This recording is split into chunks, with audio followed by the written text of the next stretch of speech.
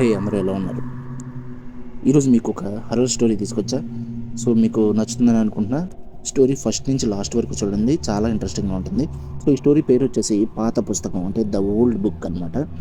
రాజు ఒక చిత్రకారుడు. అతను తన కళా ప్రదర్శన కోసం పాత వస్తువుల కోసం వేటాడుతూ ఉంటాడు. ఒకరోజు అతను పురాతన వస్తువుల కోసం ఒక షాప్కి అయితే వెళ్తాడు. అక్కడ ఒక పెట్టె చూస్తాడు. దుమ్ము పట్టిన పెట్టె అతనికి కనిపిస్తుంది. తను ఆసక్తిగా దాన్ని తెరిచి చూస్తాడు. ఆ పెట్టె లోపల చాలా పాత పుస్తకం ఉంది. దాని పైనంతా పాడైపోయి ఉంది. కొంచెం మసకగా ఉందన్నమాట. దాని మీద ఏం రాసిందో కూడా కనిపించట్లేదు. కానీ రాజు ఆ పుస్తకంపై ఉన్న విచిత్ర చిత్రాలకు మంత్రముగ్ధుడయ్యాడు. అతను కాస్ట్ ఎంతో కూడా కనుక్కోకుండానే ఆ పుస్తకం కొనేశాడు. రాజు ఆ రాత్రి పుస్తకం చదవడం ప్రారంభించాడు.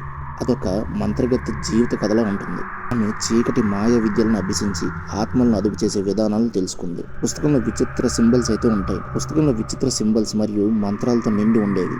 ఆ రాజు ఆ పుస్తకం చదవడం స్టార్ట్ చేసిన తర్వాత ఆ ఇంట్లో కొన్ని అనుకోని సంఘటనలు జరగడం, రాత్రి వేళల్లో ఏవో అపశృతులు వినిపించడం, వస్తువులు వాటంతట అవే కదులుతుండడం, అద్దంలో తన మొహం చూస్తే వికృత రూపం కనిపించేది.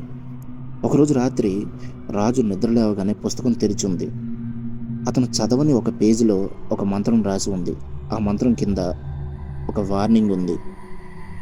ఆ మంత్రాన్ని పఠించిన వాడు మరణలోకం చుట్టూ ప్రయాణిస్తాడు, కానీ తిరిగి రాడు.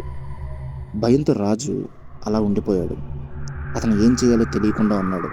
ఆ పుస్తకం తనను ఆ మంత్రాన్ని పఠించమని మోసం చేస్తుందా, లేకపోతే నిజంగా అదేదో చీకటి లోకాన్ని తను తీసుకెళ్తుందా? ఇంతలో ఆ పుస్తకం నుండి చల్లని గాలి వస్తుంది. సో ఈ వీడియో అయితే ట్రయల్ కోసం చేశాను. సో ఇంతవరకు ఈ స్టోరీ ఎలా ఉందో చెప్పండి. దీని కంటిన్యూషన్ అయితే మీకు నెక్స్ట్ వీడియోలో ఇస్తాను. సో ఇదైతే ఒక ట్రయల్. మీకు నచ్చుతుందో లేదో అసలు ఇలాంటి స్టోరీలో. సో నచ్చింది అంటే నెక్స్ట్ కన్ఫామ్గా వీడియో అయితే అప్లోడ్ చేస్తా వెంటనే. వెంటనే అంటే ఒక రోజు గ్యాప్లో అయితే అప్లోడ్ చేస్తా. సో ఇలాంటి వీడియోల కోసం మా ఛానల్ సబ్స్క్రైబ్ చేసుకోండి, లైక్ చేయండి, షేర్ చేయండి. Thank you.